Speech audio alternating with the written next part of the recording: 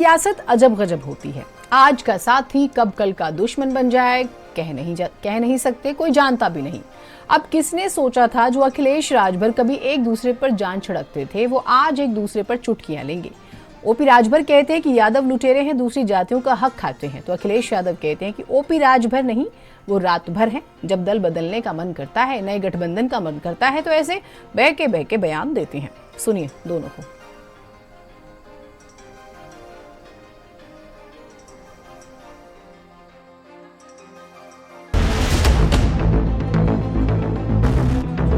जाति के पक्ष को बुला करके अब उसको 50,000 रुपया दे दिए। उनका नाम है ओपी राजभर। वो अपना दल बदलने के मूड में होंगे, गठबंधन बदलने के मूड में होंगे। साल 2022 के चुनाव से पहले बीजेपी के खिलाफ मोर्चा खोलने वाले सुभाषपा अध्यक्ष ओम प्रकाश राजभर समाजवादी पार्टी के साथ हो गए थे। समाजवादी पार्टी ने ट्वीट करके इसकी जानकारी दी। सपा ने अपने ऑफिशियल ट्विटर हैंडल पर अखिलेश यादव और ओम प्रकाश राजभर की तस्वीर पोस्ट की और लिखा, वंचितों, शोषितों, पिछड़ों, दलितों, महिलाओं, किसानों, नौजवानों, हर कमजोर वर्ग की लड़ाई समाजवादी पार्टी और सुहेलदेव भारतीय समाज पार्टी मिलकर लड़ेंगे। सपा और सुभाषपा आए साथ, यूपी में भाजपा साफ।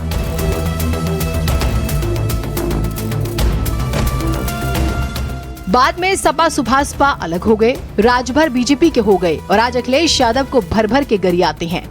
बेशक मन में 2027 का चुनाव हो। पिछले दिनों ओपी राजभर ने कहा था कि मुसलमान सपा का गुलाम है, तो जवाब में अखिलेश यादव ने मोर्चा संभालते हुए कहा, उनका नाम ओपी राजभर नहीं, ओपी रातभर होना चाहिए।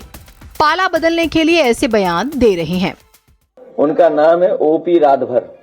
वो अपना दल बदलने के मूड में होंगे, गठबंधन बदलने के मूड में होंगे। जब गठबंधन उन्हें बदलना होता है तो वो खिलाफ बोलते हैं किसी के। उनका नाम है ओपी रातभर। वो अपना दल बदलने के मूड में होंगे, गठबंधन बदलने के मूड में होंगे। जब गठबंधन उन्हें बदलना होता है तो वो खिलाफ बोलते हैं किसी के। देखिए, हम गुलामों को गुलामी का एहसास करा रहे हैं। जैसा मैंने पहले भी बताया कि मुसलमान समाजवादी पार्टी का गुलाम है, उनके जो नेता हैं वो भी गुलाम हैं। हक की बात नहीं करते, शिक्षा की बात नहीं करते, स्वास्थ्य की बात नहीं करते, रोजगार की बात नहीं, अमन चैन की बात नहीं। बात किस बात की होती है? हमेशा खाली नफरत की बात होती है।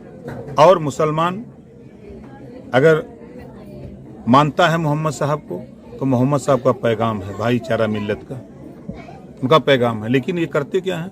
नफरत। वो सिखाते हैं, कांग्रेस सिखाती, सपा सिखाती, बसपा सिखाती है नफरत। तो ये नफरत इनके मन में भरते हैं। पहली बार आज़ादी के बाद देश में एनडीए की सरकार में 51 मुस्लिम बच्चे आईएएस हुए हैं। वैसे पिछले ही दिनों की बात है जब राजभर ने कहा था कि यादव जाति के लोग दूसरी जातियों का हक लूटने में लगे हैं। वैसे माना जा रहा है कि अखिलेश यादव का बयान राजभर को चुभ गया है। यादव में कुछ ऐसे यादव हो गए हैं जो बहुत चालाक हो गए हैं।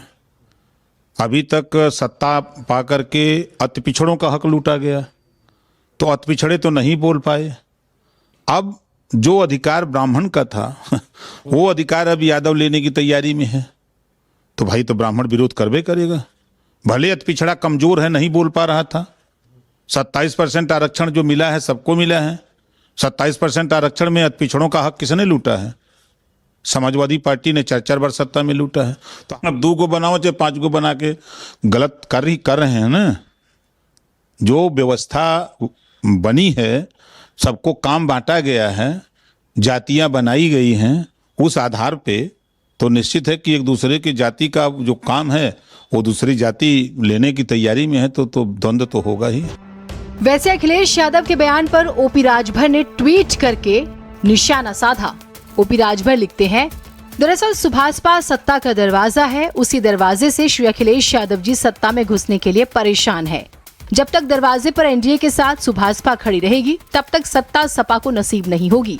अखिलेश जी दिन भर रात भर यही सोचते हैं, एनडीए के साथ खड़े सभी असली पीडीए वाले आ जाते तो सत्ता मिल जाती। लेकिन ये चाहे सपा प्रमुख रात में सपना देखें, चाहे दिन में, सत्ता वर्षों तक दूर ही रहेगी।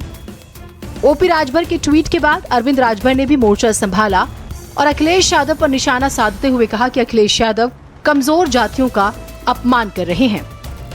अखिलेश यादव जिस पीडीए की बात करते हैं उसी पीडीए से हम भी आते हैं। और अखिलेश यादव जी को अगर जिसके साथ हम लगभग 1 साल रहे, चुनाव लड़े, मजबूती से मंच साझा किए, वह व्यक्ति जब पार्टी का नाम भूल गया हो तो यह ताजुब की बात नहीं है। अखिलेश यादव जी जो अपशब्दों का, हम ये कह सकते हैं अपशब्दों का, माननीय ओम प्रकाश राजभर के नाम को जिस प्रकार से उन्होंने मीडिया के समक्ष पेश किया है, यह घोर निंदनीय है।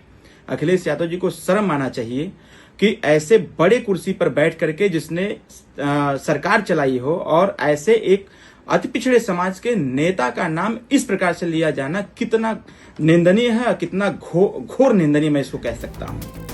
बहरहाल जैसे जैसे चुनाव पास आएंगे, एक से बढ़कर एक बयान भी आएंगे, इसलिए कुर्सी की पेटी बांधे रखिए। दूसरी तरफ नए नए रिश्ते भी देखने को मिल सकते हैं। हो सकता है जो नेता आज एक दूसरे पर टीका टिप्पणी कर रहे हैं, कल फिर से एक ही टेबल पर बैठकर वोट मांगे। ब्यूरो रिपोर्ट, भारत समाचार।